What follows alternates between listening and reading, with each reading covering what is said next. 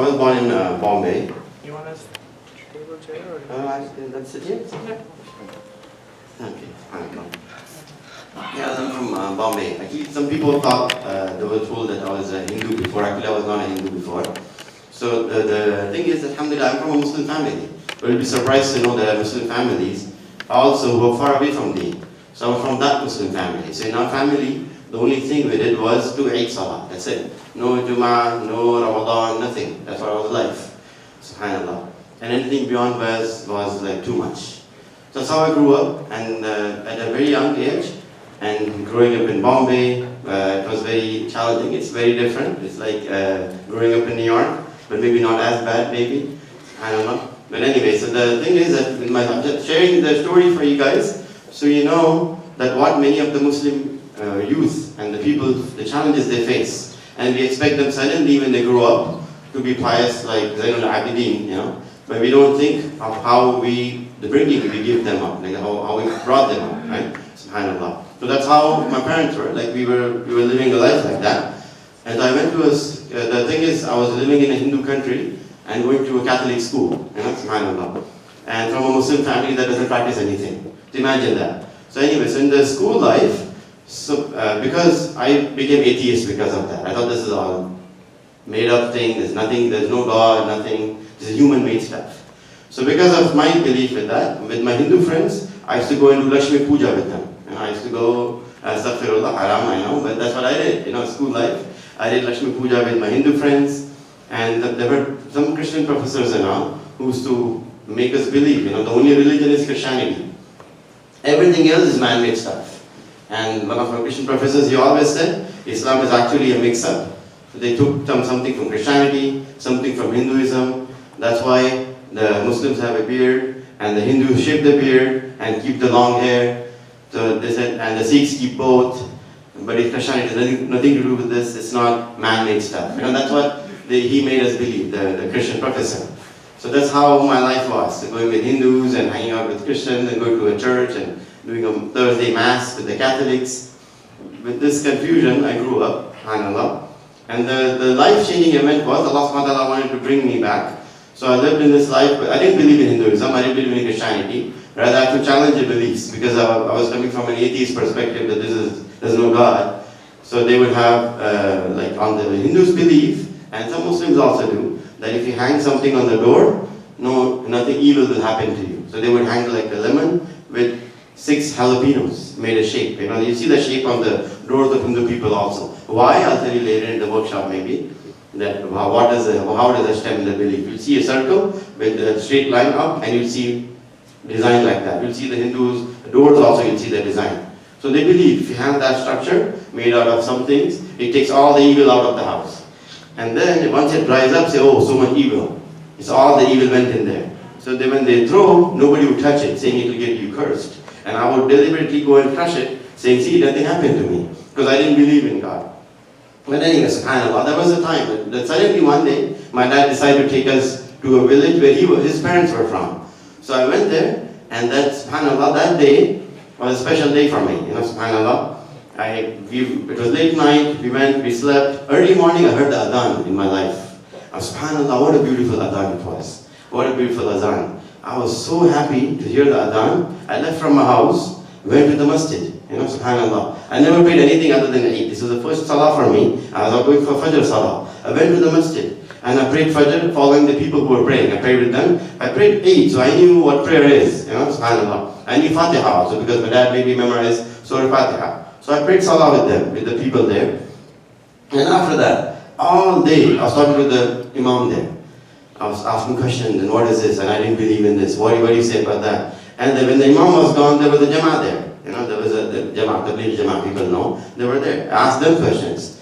So the whole day I spent day with them, asking them, what is this, tons of questions. Alhamdulillah, the imam said, may Allah reward him. And there was a Hafiz of Quran who had a very beautiful voice, mashallah, like the imam here, mashallah. So him and then the people there, I kept asking all day, no food, nothing. That was my obsession that day. It's like subhanAllah, imagine a guy coming from darkness towards light. SubhanAllah, I cannot explain the experience I felt that day. And my dad, he searched me everywhere except the masjid. Because that's the last thing he could imagine I would be there, SubhanAllah. So after that night, I went back And then I came to Bombay. My life was very different because of this experience. I came to Bombay, and all I wanted to do was study, find out more. I started practicing, but I wasn't convinced yet. I was quite practicing because coming from an atheist, non-believing background, I had tons of questions. So I started practicing, but that was a challenging thing, subhanAllah, because parents want you to be a Muslim, but not too much Muslim. This is a challenge.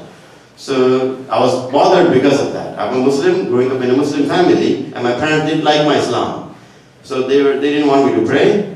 They didn't want me to do anything beyond what their Islam was. So for them, I was extremist Muslim. Like, oh, what is this guy doing now? So their vision was, oh, we Muslims, so middle class Muslims, just pray Eid and that's it. The people, rich people, they can do all this. They have time. We are regular people. But anyways, and because of this, I ran away from the home. I left my home. I went back to the village where I learned. I spent again a few more days there. Alhamdulillah, the Imam Sahib was there, other people, they welcomed me. I stayed there with some relatives there. Anyway, I learned more. My dad came back, he got me back. And then, ultimately a day came that my mom gave me a choice. You choose between the Islam you know and the Islam I know, we know, and you have to either leave the home or stay here. So I left the home. I was homeless, I was wandering on the streets and living in the masjid for like 2-3 days. But mom is mom, she fell back, she brought me back home. And that's how my journey was. The condition for bringing me back was, keep your Islam to yourself, don't invite us. Keep it, don't tell us what you believe in, subhanAllah. But anyway, my journey has started, so alhamdulillah, I went to Islamic Research Foundation, Zakir Naik. So he has a foundation called Islamic Research Foundation in Bombay, in Khadak. I don't know where it is now, but then it was in Khadak, it's part of Bombay. I went there. Zakir Naik was there, but he was inside. There were some other students there. And I got the book, the Ahmad Didat's books. They were very good books, subhanAllah. Those are the books I picked up and I really opened my eyes. Books about who is God. Like the simple books he had, very little booklets he can call. I read those books, they really helped me. May Allah reward him, and give him my eyes to live in the Jannah, inshallah. And then those books opened up, and then that's my life I learned, and alhamdulillah. Later on, like fast forward, mashallah, my mom, mashallah, she never misses Qiyamul Layl now, alhamdulillah. My brothers, they have a beard, and they don't miss their salah. My dad died in sujood, alhamdulillah. So the whole family changed, and alhamdulillah, everybody changed in my family. Alhamdulillah, I'm not an outcast anymore. Rather, my mom thinks I'm not Muslim enough because I don't pray enough to standards. That's good, mashallah. So my point is, alhamdulillah, why do I share the story and what is the lesson from all of that, right? So what I will say is, when we see this light, alhamdulillah, we all went through a journey. I bet like all of us sitting here can share the stories, what a journey they had, right? Not everybody was as practicing now as they were before, right? It's like we are different. So what is the lesson to be learned from this? The lesson is, subhanAllah, when Allah subhanahu wa ta'ala shows us the light, we should definitely share it with the people. Like imagine this, in Surah Al-Fajr, the ayat that the Imam recited, beautiful ayat, right? Allah subhanahu wa ta'ala is opening up. This is not the ayat just for Muslims. These are for the entire humanity. When will they know? When will they know, mashallah? Like Allah subhanahu wa ta'ala says, right? أَنْتُمْ أَشَدُّ خَلْقًا أَمِ السَّمَاءِ. Like Allah is asking you, think. Do you think that your creation is more like harder for me than the heavens and the earth and everything else? If you imagine, Allah subhanahu wa ta'ala is asking us to think, ponder. Think about the creation. Is Allah subhanahu wa ta'ala asking only the Muslims to ponder or the entire humanity, to everybody to ponder? How would they know, right? So coming from that view, because I was with them, I was with the Christian, with the Hindus, I'll tell you this, many of the people from Christianity, from Hinduism, who have left religion and went to atheism, the big problem for them is the books, there's no authenticity. People say what they want to say. That's the problem with them. All the religions, everybody, alhamdulillah, Quran is not like that. But they don't know. They think it's another book. So you have to open up and show them the difference. No, it's not like that. Same with Hinduism, same with Sikhism, all man-made stuff. And they know it. They don't know most of the books. They don't know who's the author. They don't know. Right? SubhanAllah. We'll go into details in the workshop, that's not the point. My point is that they come from that background and they think of Quran as another book. Somebody wrote it. Right? They don't know the revelation, how the preservation of the Quran is. Alhamdulillah, we can challenge. I tell people, the only book in the entire planet, that claims to be from God is the Quran. No book claims, forget it's being from God or not. It doesn't even claim to be from God. Nothing. No one claimed this book is from God.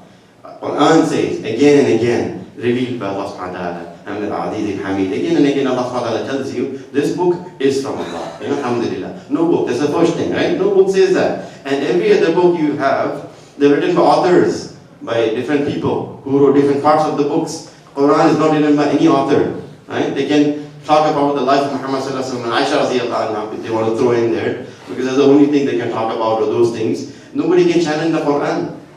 Nobody. So we have a book that Allah subhanahu wa ta'ala gave us, which is an awesome book, which is preserved by Allah subhanahu wa ta'ala for years. So now, as we growing up in the US, what is the responsibility? How can we take this Quran to the masses who don't know about Allah subhanahu wa ta'ala, who don't know? He grew up, and it's not that they're deliberately avoiding it. No, they don't know. So we have to go and share this explanation with them. And how do we share is the challenge, right? How do you? The common question people ask is like at my office, like we work with Hindus, we work with Christians, we work with atheists. But bringing up religion is an HR violation, right? It's an HR violation. You cannot talk about, you cannot proselytize them, but if somebody asks, you can answer, right? So how do you bring up conversations? This is a very common question. So I tell, alhamdulillah, we have a lot of conversations about Islam at my workplace, right? I work for a software company in New York, Bloomberg, if you know, I work for Bloomberg, right? SubhanAllah. So, but we do bring up Islamic conversation. How do I do that? Easy way is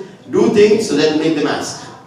Do things, deliberately do things that will make them ask. When they ask, that's it, then you're answering them, right? We can go 30 minutes, no problem, because they ask you. You didn't initiate the conversation. So it's not an HR violation anymore, right? SubhanAllah. Because people believe, even my manager, one day, not my manager, I was doing pharmacy before. You'll be surprised how from pharmacy I have computer science. That's a different story. So when I was doing the master's in pharmacy in Houston, Texas, right?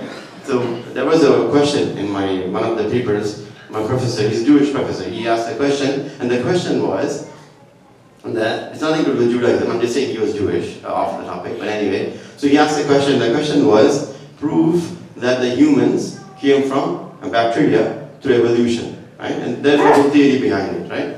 So in the answer, I wrote, there is no evolution of humans from bacteria. Everything has been created by God, the Almighty, but there are some illogical people who believe that. And then I wrote the whole answer, right? SubhanAllah. So after Alhamdulillah, I got an A+ in that. But my professor called in his office. I said, why did you write that? I said, that's what I believe. I will not lie to myself, right? I cannot write something which I don't believe in. He said, I'm really happy. You should have for what you believe in. I'm really happy. That was a Jewish professor. I had another professor who was a Muslim. He calls me and tells me, keep your belief to yourself.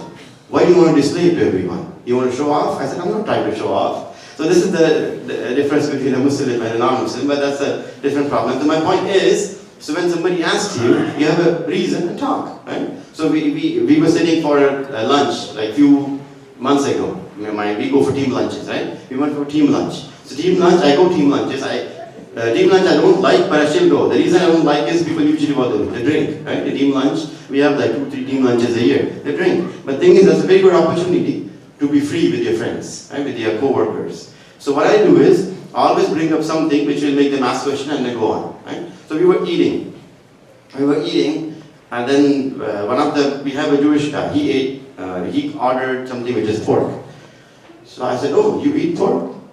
So that was the starter conversation. Then we had a 30-minute conversation after that. It was basically something to bring up and then some reason to talk about, right? So example, time for my prayer. So it was, said I have to go for prayer and I'll come back. So you have to go for a prayer now? So yeah, how many times you pray? And that's another 30-minute conversation, right? It's fine. So you can do things which will make them ask questions and then go on from there, right? Of course, you should never be aggressive, but you can convey your message. But one important thing is conveying the message is, you should not be aggressive, but you should not dilute the religion. Never dilute, right? You should not compromise. Like somebody tells you, about it's like in an environment where people have different beliefs, you cannot say that, okay, you're also right and I'm also right. No, we don't believe that. Our tawheed is La ilaha illallah. We start with La ilaha first, right? It doesn't start with Allah, it starts with La ilaha. You have to negate every belief other than the belief in the oneness of Almighty Allah subhanahu wa ta'ala. So we cannot say you're right and I'm right. That's not true, right? Why? And I tell people, Like one guy, he's atheist, we had a lot of long conversation, I also took him to Muhammad Hijab.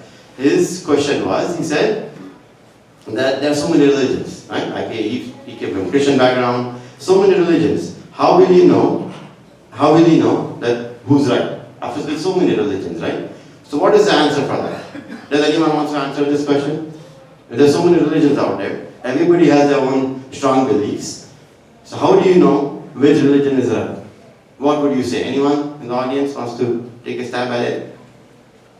The latest one? The latest one? Okay, that's one answer. Take the latest one.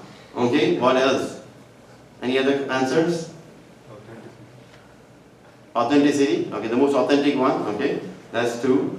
Anyone else? Let's take two more. Anyone else? So most authentic one, the latest one. Any other ideas? Prophet's love. Prophet. Life of Prophet. Look at the Prophet's life. We'll look at the Prophet's life and find out. Okay, three. And one more. One last one. Anyone? Fastest growing. What? Fastest growing. Faster? Fastest growing, fastest. Fastest growing religion. Okay? Yes.